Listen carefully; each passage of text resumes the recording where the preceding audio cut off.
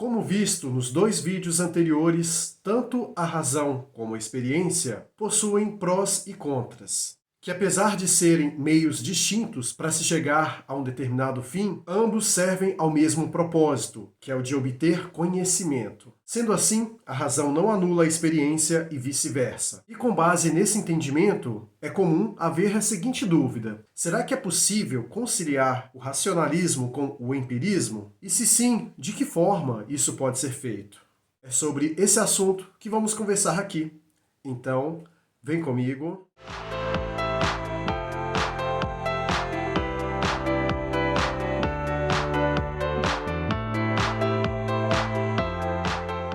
A você que está chegando agora no canal Vida Cotidiana, seja muito bem-vindo. Se ainda não conhece o canal, mas gosta de assuntos relacionados à filosofia, literatura e comportamento, então este é o seu lugar.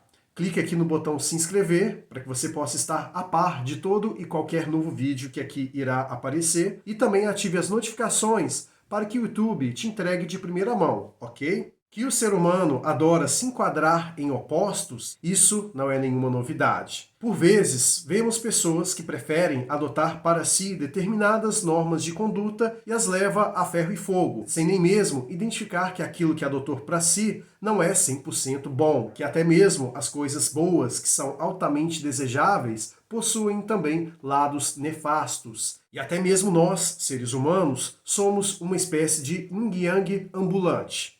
Então, temos dois opostos que nos fazem oscilar entre eles. Porém, será que essa visão dual tem que ser tida como uma norma absoluta? Com certeza, escolher entre um extremo e o outro é algo que não é inteligente, porque, como já disse aqui, tudo tem seu pró e contra. Por isso, alguém que é sábio de fato consegue extrair o que há de bom em ambas as situações e, consequentemente, tomar para si, na sua vida prática e na sua vida subjetiva, aquilo que de bom os opostos têm para lhe oferecer.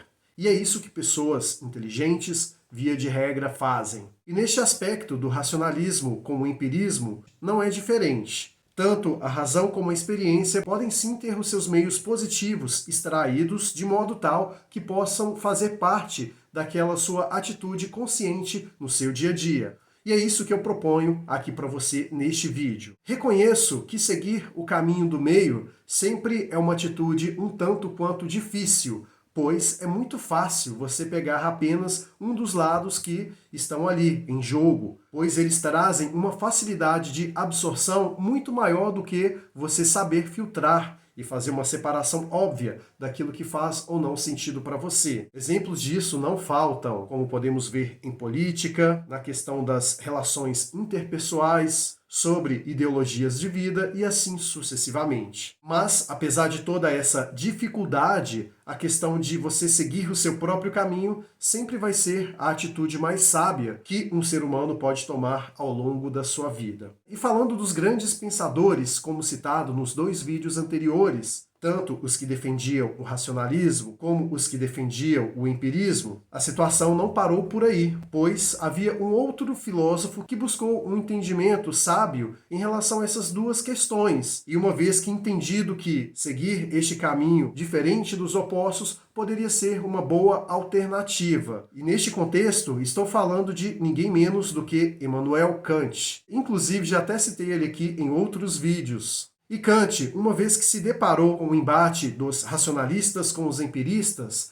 ele buscou justamente este caminho do meio por entender que tanto de um lado como de outro defendiam boas ideias, porém não eram absolutas por se tratar de situações negativas também que se misturavam a essas boas ideias. E uma vez que ele entendeu que não precisa de você se abster de um lado para que você siga o que há de bom no outro, por que não fazer a junção e transformar algo que vai de um oposto ao outro naquilo que poderia ser tido como o caminho de alguém que pensa de maneira independente? E com base nisso, Kant veio a chamar este pensamento de filosofia transcendental, que é você fazer essa junção desses dois opostos e pegar o que há de melhor neles e descartar aquilo que deixa a desejar. E nesse modo transcendental de pensar, quando você se depara com uma situação do qual você deseja avaliar e entender e levantar hipóteses de solução, você pode muito bem, conforme o andar da carruagem, adotar uma postura mais racional e, chegando num determinado tópico, mudar para uma empírica ou até mesmo buscar uma junção das duas situações para resolver alguma situação específica que ali se coloca diante de você. Como, por exemplo, você está numa viagem e seu carro fura o pneu. Se você tem um conhecimento empírico de trocar o pneu ali naquele momento, você não vai ficar pensando, poxa, o que eu vou fazer agora? Eu preciso avaliar os cenários ali disponíveis. Não. Se ali naquele momento a situação pede uma atitude empírica, por óbvio, por você já ter tido esse tipo de experiência, você já vai lá e trocar. É claro que o lado racional da coisa vai te fazer pensar no seguinte: aqui neste local é seguro para que eu faça essa troca ou não?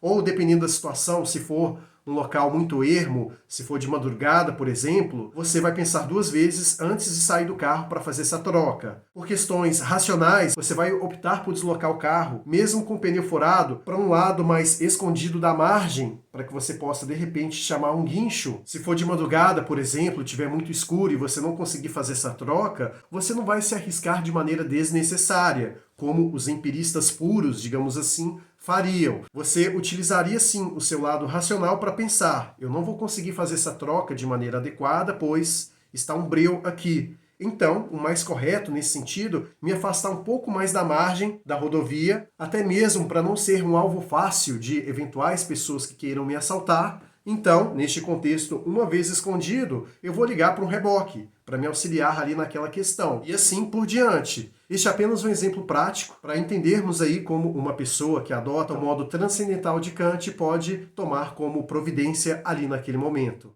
E para chegar nesse caminho do meio do Kant, neste contexto falando, é preciso ter uma autorreflexão sobre quem você é de fato. Como sempre digo aqui nos vídeos, inclusive até pode às vezes parecer meio cansativo, mas que é um fato notório que a gente tem que sempre retomar, é a questão do autoconhecimento. Ele é o segredo de tudo, não tem como a gente fugir dele. Quanto mais a gente corre sobre o fato de nos autoconhecer, mais entramos numa situação desesperadora, porque vamos dar voltas em torno do próprio rabo e não chegaremos em lugar nenhum. Por isso que, é o que eu digo sempre, busque o autoconhecimento acima de qualquer circunstância, antes mesmo de inclusive dar a sua atenção para outras pessoas. E não é egoísmo falar isso. É apenas uma atitude inteligente de alguém que quer ser alguém útil, não só para si, como para as pessoas ao seu redor. E uma vez se autoconhecendo e tendo acesso às suas trevas e à sua luz, você conseguirá entender qual é o seu modus operandi em determinadas circunstâncias. E com isso, conseguirá ter atitudes mais sábias no seu dia a dia. E o outro ponto para que a prática seja algo evidente nessa questão do caminho do meio é que de nada adianta ficar no campo teórico das coisas. Para que qualquer empreendimento que você vá fazer na sua vida, qualquer plano, meta, algum objetivo que você considera relevante, é preciso treinamento e condicionamento. Ou seja, você precisa ter uma constância na prática daquilo que você deseja de fato atingir neste quesito intelectual da coisa e também ter um condicionamento. Ainda que as situações não se façam favoráveis, você deve se condicionar a ter aquele tipo de postura. E este condicionamento pode ser chamado por outras pessoas também como disciplina. Tanto faz a nomenclatura que você queira dar. O importante é que você canalize o foco e a atenção diante daquilo que você quer de fato mudar nas suas características do seu dia a dia. E uma vez feito isso, tendo com base o amor ao processo, a questão de dominar aquilo que você almeja virá como consequência de um processo bem feito. Por isso, você tendo plena convicção de que está fazendo certo ali naquele momento, de acordo com as circunstâncias, o fator tempo se encarregará de te trazer o resto. Portanto, faça aquilo que está ao seu alcance em mudar e deixe com que o tempo ele exerça o seu papel fundamental ali naquele contexto.